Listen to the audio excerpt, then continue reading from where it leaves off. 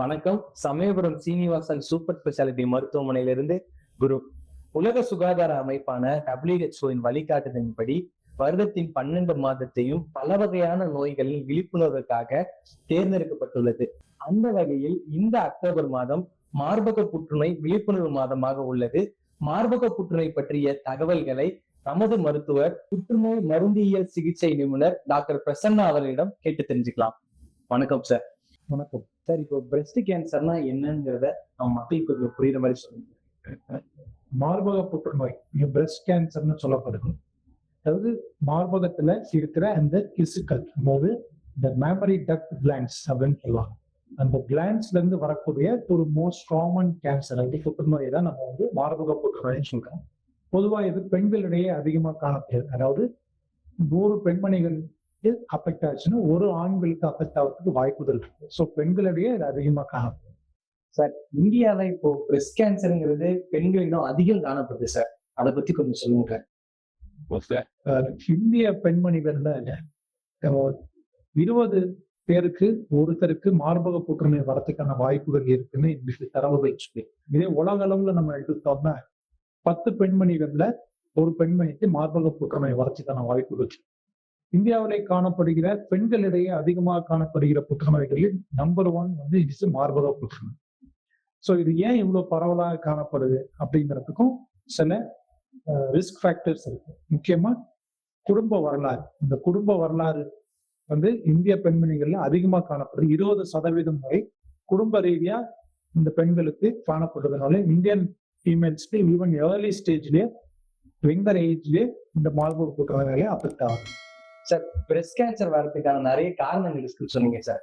அதெல்லாம் என்னென்ன காரணங்கள் கொஞ்சம் வழக்கமா சொல்லுங்க சார். இந்த நோயோட காரணிகள் அப்படின்னு பார்த்தோம்னா risk factors, breast cancer risk factors. முக்கியமா இந்தியாவில் நான் ஏற்கனவே சொன்ன மாதிரி இந்த குடும்ப வரலாறு 20% வரை இந்த மார்பக புற்றுநோய் பரம்பரை ரீதியா வரதுக்கான வாய்ப்புகள் இருக்கு. அதுலயுமே யங் ஃபீமேல்ஸ், அதாவது பிரஸ்ட் கேன்சர் இன் யங் அப்படின்னு சொல்லக்கூடிய இளம் வயதினரிடையே 45 வயதினரிடையே காணப்படுகிற பிரஸ்ட் கேன்சர் இந்த BRCA1 BRCA2 ஜீன்ஸ், அதாவது ஜீன் ரிலேட்டடா வரதுக்கான வாய்ப்புகள் இருக்கு. இது ஒரு 5-10%. இன்னைக்கு இந்திய பெண்மணிகள்கிட்ட ஏன் அதிகமா மார்பக புற்றுநோய் காணப்படுதுன்னா இன்னொரு முக்கியமான காரணம் ஒபிசிட்டி. அதாவது மாதவிடாய் நின்னதுக்கு அப்புறம் உடல் பருமன் அதிகமா இருக்கிறதுனால இது ஒரு முக்கியமான காரணம். அப்புறம் இந்த பாலூட்டும் தன்மை, அதாவது இந்த பாலூட்டும் தாய்மார்கள் exclusive breast feeding 6 months to 1 year கொடுக்கணும். அது தராததும் ஒரு காரணமா இன்னைக்கு அமையுது. பிளஸ் இந்த எர்லி மெனார்கி லேட் மெனோபாஸ்ன்னு சொல்லுவாங்க. இந்த ஈஸ்ட்ரோஜன் அண்ட் ப்ரொஜெஸ்டரானோட இன்ஃப்ளூயன்ஸ் இந்த மார்பக செல்ஸ்ல இருந்துகிட்டே இருக்கிறதுனாலையும் இந்த மார்பக புற்றுநோய் அதிகரிப்புக்கான வாய்ப்புகள் இருக்கு. ஸோ இது மாதிரி பலதரப்பட்ட காரணங்கள் நம்ம சொல்லுவோம். பிளஸ் இப்ப நிறைய பெண்மணிகள் ஸ்மோக்கிங் அதுவும் இன்னைக்கு பரவலா காணப்படுது. ஸோ இந்த ஸ்மோக்கிங் பண்றவங்களுக்கும் இந்த மார்பக புற்றுநோய் வரதுக்கான வாய்ப்புகள் மிக அதிகம். சார், மார்பக புற்றுநோய்க்கான அறிகுறிகள் என்னென்ன சார்? மார்பக புற்றுநோயோட அறிகுறிகள் அப்படின்னு பார்த்தோம்னா ஆரம்ப கட்ட அறிகுறிகள், அதாவது early signs and symptoms சொல்லுவாங்க. அது முக்கியமா வலி இல்லா மார்பக கட்டி, அதாவது பெயின்லெஸ் லம்ப் இன் த breast. இன்னொரு முக்கியமான ஒரு சிம்டம் என்ன அப்படின்னா அக்குள்ள வலி இல்லாத ஒரு கட்டி, அதாவது ஆக்சிலரி லிம்ப் நோட் அப்படின்னு சொல்லுவோம். இன்னொரு முக்கியமான விஷயம் அந்த மார்பக தோல், அதுல சில மாற்றங்கள் தென்படுறது. அப்புறம் அந்த மார்பக காம்புல இருந்து நீரோ அல்லது ரத்தமோ வடிகிறது. ஸோ இது முக்கியமான ஒரு 4-5 சிம்டம்ஸ் தான் பேஷண்ட்ஸ் நம்ம கிட்ட வராங்க. ஸோ இதெல்லாம் தான் நம்ம சைன்ஸ் அண்ட் சிம்டம்ஸ். சார், இப்போ நீங்க சொன்ன சிம்டம்ஸ் எல்லாம் ஒருத்தவங்களுக்கு இருக்கு, இது மார்பக புற்றுநோய் தான் முடிவு பண்றது எப்படி சார்? இந்த நோயோட அறிகுறிகள் வச்சு நம்ம சில பேருக்கு மார்பக கட்டி அப்படின்னு நம்ம டயக்னோஸ் பண்ணலாம். முக்கியமா ஒரு நோயாளி ஒரு நோயோட அறிகுறியோட வராங்க அப்படின்னா அடுத்த கட்டமா கிளினிக்கல் பிரஸ்ட் எக்ஸாமினேஷன், அதாவது மருத்துவரால் செய்யப்படும் மார்பக பரிசோதனை, அதுல நம்ம டயக்னோஸ் பண்ணலாம். அடுத்தது அந்த மார்பக திசு எடுத்து நம்ம டெஸ்ட்டுக்கு அனுப்புவோம். பயாப்சி, ட்ரூ கட் பயாப்சின்னு சொல்லுவாங்க. அந்த பயாப்சில இருந்து நம்ம சில ரிசல்ட்ஸ் நமக்கு கிடைக்கும். பிளஸ் இன்வெஸ்டிகேஷன்ஸ், இமேஜிங் இன்வெஸ்டிகேஷன்ஸ், முக்கியமா x ray mammogram plus ultrasound mammogram, 40 வயதுக்கு மேற்பட்ட அனைத்து பெண்மணிகளும் வருடம் இந்த எக்ஸ்ரே ஆர் அல்ட்ராசவுண்ட் மேமோகிராம் கண்டிப்பா பண்ணணும். இது வந்து ஆரம்ப நிலை கண்டறிதல் சொல்லுவாங்க, ஸ்கிரீனிங் மேமோகிராம். பட் ஒரு நோயோட அறிகுறியோட ஒருத்தவங்க வரும்போது அதை வந்து டயக்னோஸ்டிக் மேமோகிராம்னு சொல்லுவோம். ஸோ இந்த மேமோகிராம்ல சைஸ், அதாவது கட்டியோட சைஸ் நமக்கு தெரியும், என்ன விதமான தன்மை, நோயோட தன்மை அப்படிங்கிறத நமக்கு தெரியும். ஆக்சிலரி லிங்க் நோட், அதாவது நெறிக்கட்டிகள் இருக்கா இல்லையா அப்படிங்கிறதும் தெரியும்.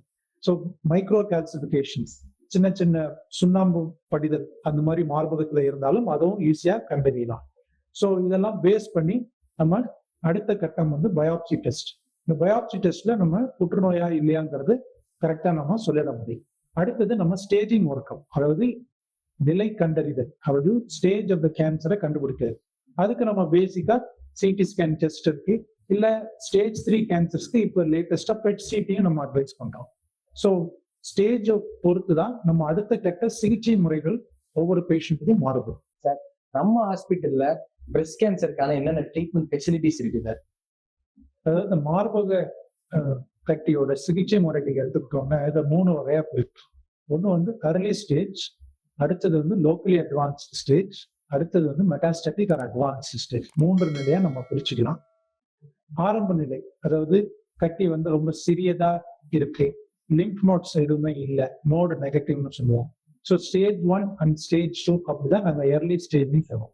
இந்த ஆரம்ப நிலையில வரக்கூடிய புற்றுநோயாளி, மார்பக புற்றுநோயாளிக்கு இன்னைக்கு பிரஸ்ட் கன்சர்வேஷன் சர்ஜரி, அதாவது மார்பகத்தை அகற்றுவது இல்லாம அந்த கட்டியை மட்டும் அகற்றிட்டு அதுக்கான சிகிச்சை முறைகள், மார்பகத்தை காப்பாற்றுற சிகிச்சை முறை, பிரஸ்ட் கன்சர்வேஷன் சொல்லக்கூடிய சிகிச்சை முறை இன்னைக்கு ஸ்ரீனிவாசன் ஹாஸ்பிட்டல் அவைலபிளா இருக்கு.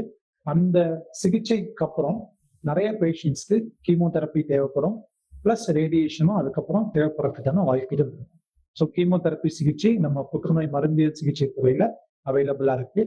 இன்னைக்கு மார்பக புற்றுநோயோட ட்ரீட்மெண்ட் வந்து டியூமர் பயாலஜி பேஸ் பண்ணியிருக்கு. அதாவது ஹார்மோன் ரிசெப்டார் பாசிட்டிவ் டியூமரா, இல்ல ஹெர்த் பாசிட்டிவ் டியூமரா, இல்ல ட்ரிபிள் நெகட்டிவ் டியூமராங்கிறதுக்கும் நம்ம வித்தியாசப்படுத்தலாம்.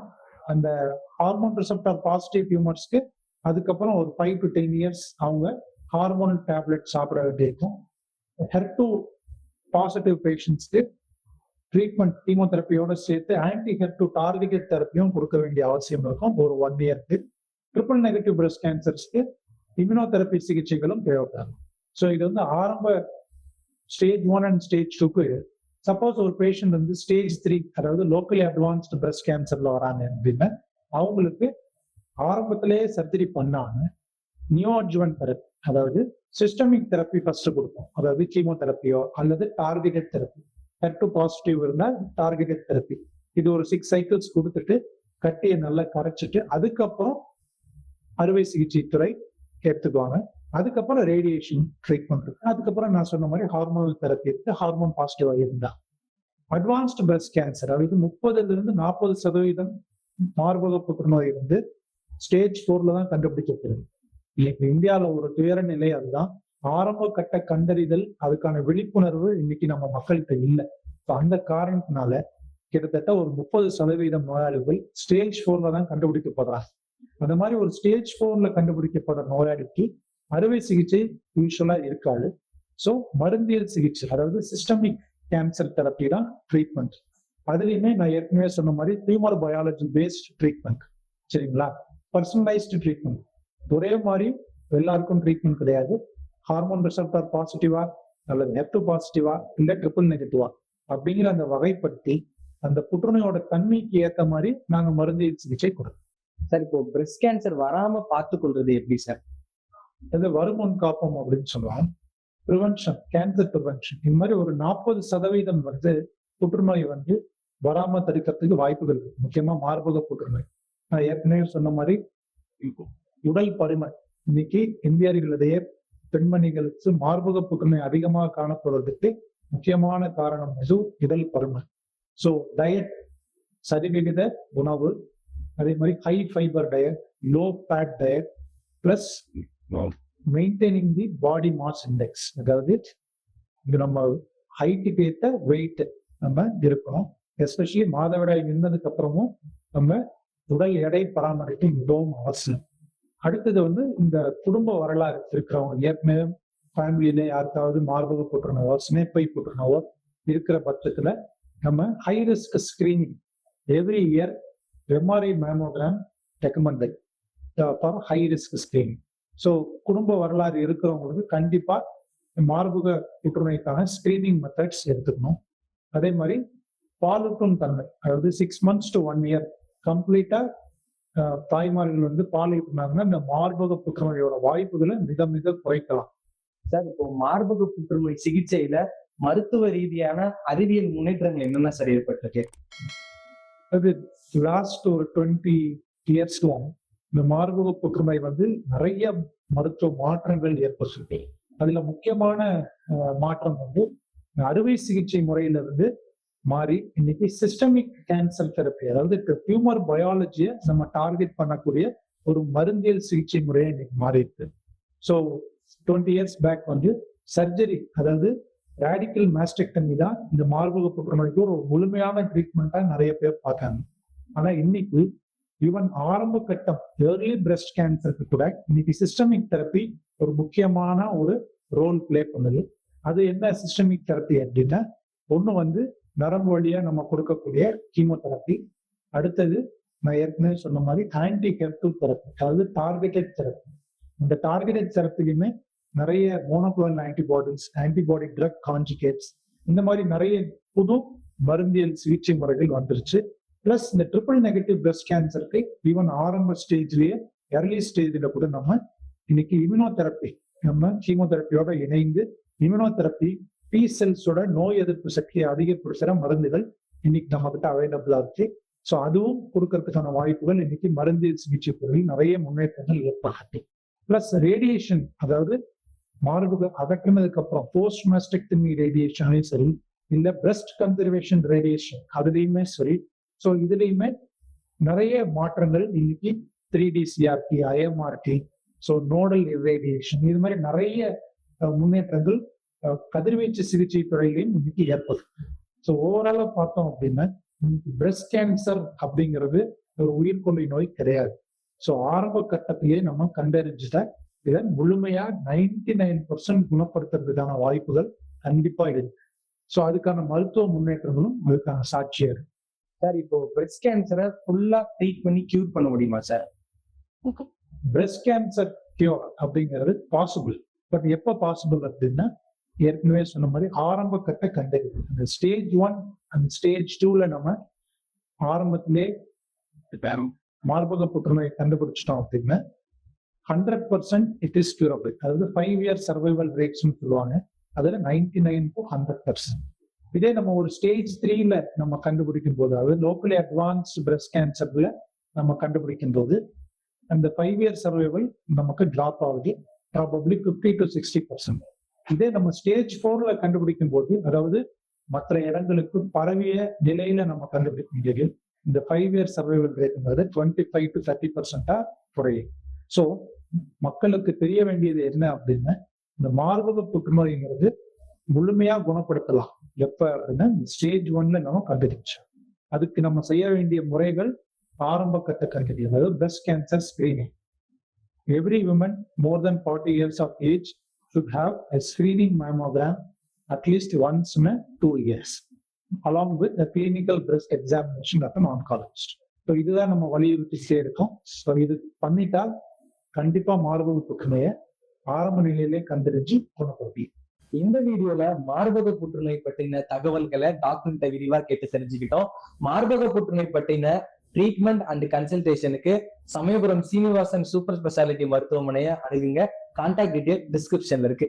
உங்களிடமிருந்து விடைபெறுவது சமயபுரம் சீனிவாசன் சூப்பர் ஸ்பெஷாலிட்டி மருத்துவமனையிலிருந்து குரு மற்றும் புற்றுநோய் மருந்தியல் சிகிச்சை நிபுணர் டாக்டர் பிரசன்னா அவர்கள். நன்றி.